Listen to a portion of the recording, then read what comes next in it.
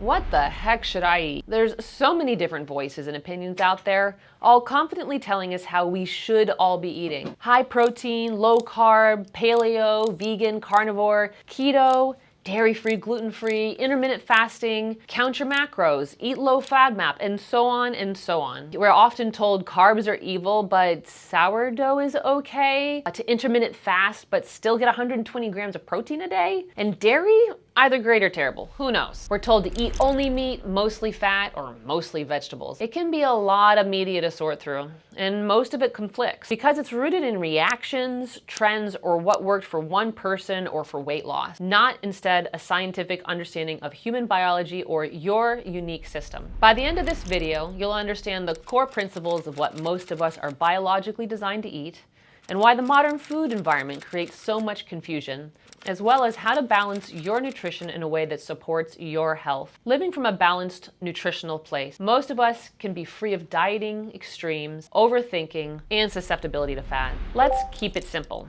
KIS. If you look how humans have lived throughout time, we only could eat what we could hunt, grow, gather, or trade. Ultra-processed food is an extremely recent invention in the human experience, and we're just simply not adapted to it, and it really shows in our health. Here's a simple structure for building your meals. Half of your plate, plants. A quarter of your plate, protein. The other quarter, real carbs, as close to the plant sources as possible. This might look like sweet potatoes or yams, or whole grain rices or quinoas. Here are some other quick guidelines to help you figure out your food choices. Fast food isn't food, but there are healthier fast food options out there. Quick hint, it's not Chick-fil-A. Next, focus on buying foods you find in the fresh sections of the store, like produce, proteins, and simple ingredients. If you can eat mostly whole foods 80 to 90% of the time, most basically healthy folks have some wiggle room. However, if you are trying to heal from complex health issues, you might benefit from working with a qualified functional medicine provider or nutritionist so you can find the right healing nutritional strategy that works for you. Here are some modern day tips. Convenient real food options exist. Pre-roasted veggies from the deli of your grocery store, a rotisserie chicken, organic if you can, pre-cut produce to air fry, saute, grilled chicken in real food fast restaurants such as Roots,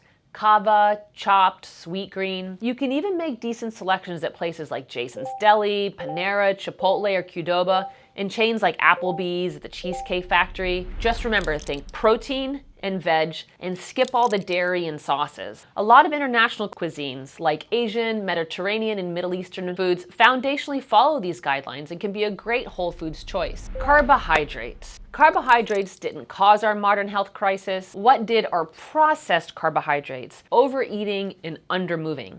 Think about it for a second. The Japanese are some of the longest living, healthiest people on the planet, and their diet is majority white rice. Real carbs like yams, sweet potatoes, white, red, or purple potatoes, whole grain rices, white or brown, quinoa, plantains, and ancient grains have been the foundational fuel for humans for over 10,000 years. Only recently, though, have we had epidemics of diabetes and obesity.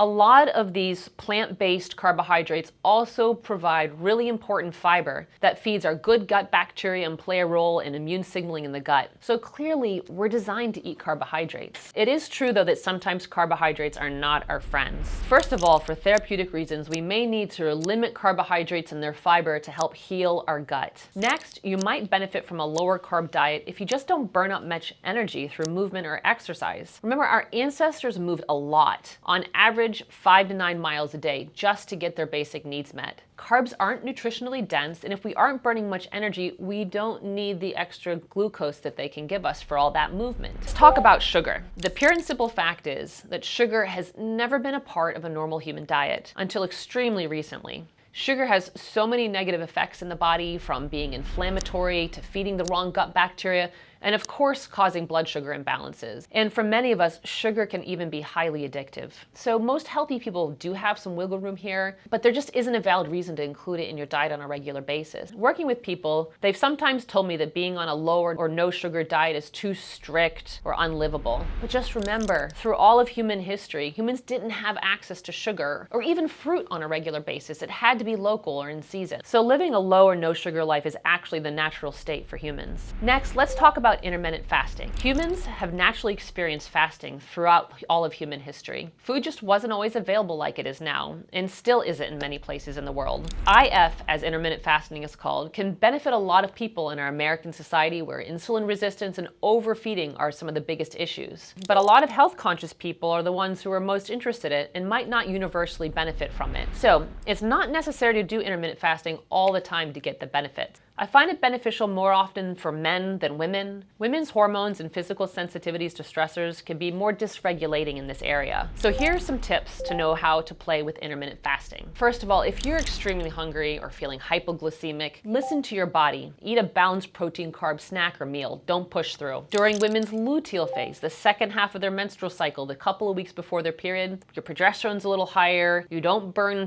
fat as well, and that might not be a good time to practice prolonged fasting. If you're someone who's dealt with an eating disorder, is currently struggling with an eating disorder, intermittent fasting is probably not the right psychological fit. Please work with a qualified therapist or just don't do it. Now, if you're a highly active person or athlete, especially if you're training for an event, intermittent fasting might actually be bad for you. And exercise already provides many of the benefits you can get from intermittent fasting. IF can also have downregulating effects on the immune system and stimulate a stress response. So especially if this is impaired with intense, regular fasted exercise, and especially women, intermittent fasting might not be right for you. Now, for the good news. Intermittent fasting can have great benefits by helping build metabolic flexibility, improving insulin sensitivity, and triggering beneficial mitochondrial and cellular changes. So if you're interested in playing with intermittent fasting, start with letting it happen naturally, about 3 days a week, and simply with the naturally occurring 12 to 15-hour window that occurs between eating dinner not too late and eating breakfast not too early. Allow your metabolism to adjust over time before expanding the number of hours or number of days. Protein. It is so popular these days to hear recommendations to eat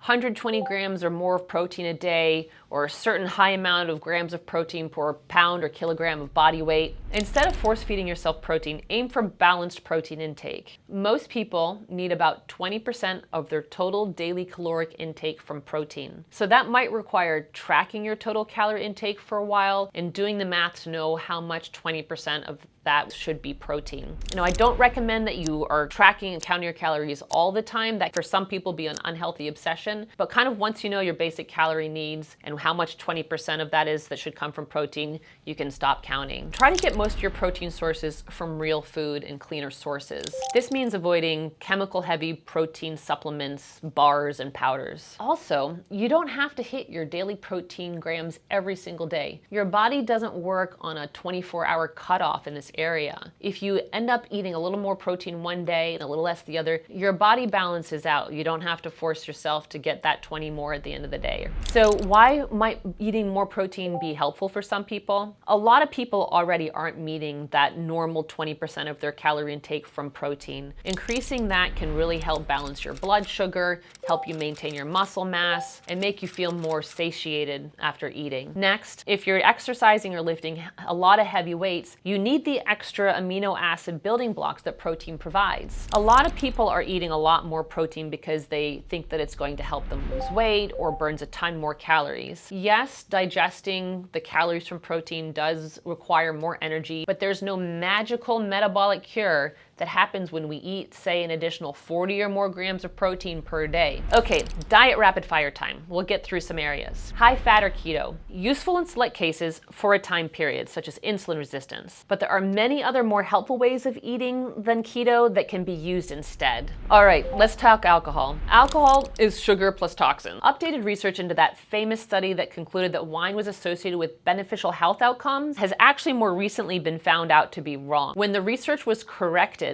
it found not only no benefit from wine, but actually increased health risks such as cancer. Along with other studies, alcohol is now considered a known carcinogen. There's no health benefit of drinking alcohol. All right, low FODMAP. A low FODMAP diet can help with reducing symptoms of SIBO, such as bloating and gas, but it actually does not treat SIBO. So you only need to follow a low FODMAP diet if it feels beneficial while you're working with a skilled practitioner who's actually treating the SIBO. Once the balance of the gut microbiome is healed, the prebiotic FODMAP foods are actually really necessary to be reintroduced to help support a healthy microbiome in the large intestine where it's supposed to be. So you don't have to eat perfect all the time. Most basically well people can feel pretty great sticking to eating healthfully 80 to 90% of the time. On the other hand, if you are dealing with a significant health issue, whether it seems directly related to the gut or not, you might not have that wiggle room. How do you know if you have wiggle room or what that wiggle room might be? By working with a skilled functional medicine provider and/or nutritionist who can help you figure out navigating a therapeutic diet and then expanding from that diet as you heal.